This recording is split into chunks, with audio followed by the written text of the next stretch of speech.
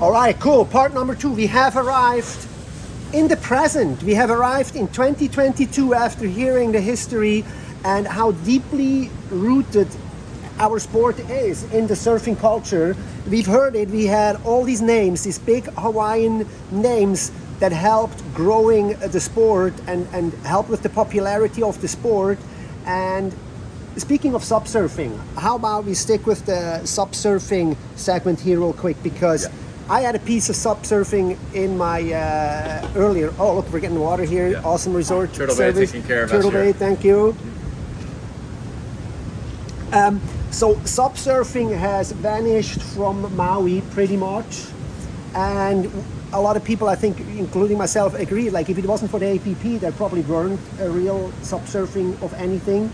Tell us real quick. You're saying there are places where SUP surfing is popular and you guys have a really good tour ahead. Let's talk about this a little bit. Yeah, absolutely. I mean, I think from the beginning, people, the APP has helped to kind of really grow the surfing side of the sport. I think at the beginning it was glorified longboards with paddles, and that's basically what the sport started as. And because it became a performance sport where there's a world championship tour platform, and you had these athletes like Kai and Zane and all those guys coming to the table to really compete at a high level, the evolution of the sport was supercharged, and all the energy was here in Hawaii. And as with Hawaii, it's always been a melting pot of ocean sports. There was windsurfing, then there was kite surfing, then there was stand-up paddling, then there was foiling. And I think in Hawaii, people lose a little bit of perception of what's happening elsewhere in the world, because there's a nucleus of development. But at the end of the day, the sport is very much alive and kicking. And the reality is, it's the most accessible form of surfing there is. And that was really, for me, going back to 2009, that was a light bulb moment for me, because A, it was the most accessible form of surfing. It was a great gateway for people to get into the beautiful world of ocean sports. Mm-hmm. And 2, it was the first sport that connected the dots between all the sports. It was the first sport that surfers did as cross-training, windsurfers did when there was no wind, kite surfers did when there was no wind. Right. Canoe paddlers thought this is something cool and new. Mm-hmm. And it kind of brought all these communities together that never otherwise would have talked or thought about doing something communal. Yeah. So that was the magic of it, and I believe in that to this day, because we're still seeing it now. We talked earlier about the canoe paddling communities getting into stand-up paddling and standing up. This is a whole new demographic for the sport, which is fantastic. But it's growing on this base that's really well established, and it's been going for over a decade.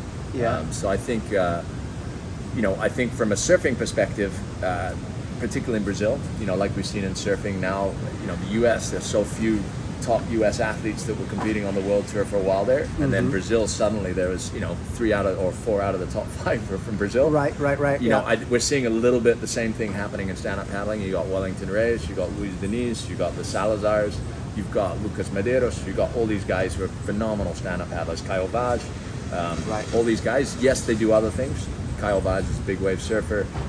Luis and those guys, they all shortboard, but stand-up paddling is, as soon as the events are back up and running, which is this year, fortunately, I think you'll see a lot of action there. Yeah. And in Europe as well. If you go to the breaks across Europe, it's definitely still a popular form of accessible surfing. And then you got guys like Benoit Carpentier, you've got Clément Grosero, you've got there's the guys in north of Spain. There's people all over Europe really getting into it and really loving it. So yeah, and I think if you give these guys the right venue, it really, it just brought me back a memory from the ISA in Fiji, when we saw these guys competing at Cloud Break, and it was kind of like an eye-opening moment there, and sadly it never really, that was kind of the best event ever. And you realize, you give these guys the right wave to perform in, they're as good as anybody on a shortboard, and doing really critical maneuvers and anything. You put them into the right wave. Sadly then we had a SUP surfing world championship in Denmark the year after, where they competed in 1 foot onshore slop, and it's just I feel like your tour, you've got to bring the people into the right spots, maybe even back to Tahiti at some point, and do all of that, and really showcase Yeah, the you know, potential. I mean, I think it's a mix of everything, honestly. You know, I think if you look at shortboard surfing too, the Olympics were held in very, well, actually, there was a bit more swell this year, but it was not the best conditions in Japan. Yeah, good point, yeah. And then guys are in Chopo or Pipeline last week, and it was some of the best conditions you've ever seen. Yeah. Surfing it's not a one-dimensional sport. It's not only held in good waves. That's true. And I think the beauty of stand-up paddling is, again, it's the most accessible form of surfing, so you don't want to make it just an elite sport, but you want to make sure it's the right balance of providing a spectacle that provides the performance edge of the sport with this accessibility. And our venues this year, we've got one in South America that's about to be announced, which is really exciting. We've got one in Africa, which is going to be insane. Cool. We've got Gran Canaria coming back, which has been a mainstay for the tour at Las Palmas, and that's a really, really amazing right-hand point break. And then we're back at Sunset for the final. So, Sunset really is, I would say, the perfect stand-up wave.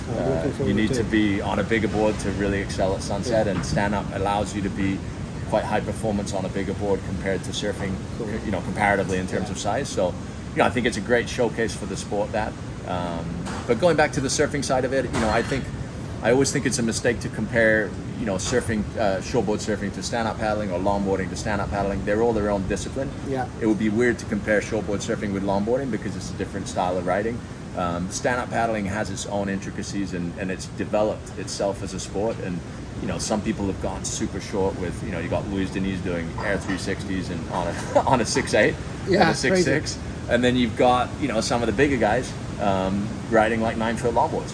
And I think that is the beauty of the sport, that it's got diversity to it, it's got all access appeal, but it's got a really cool performance edge that provides something special.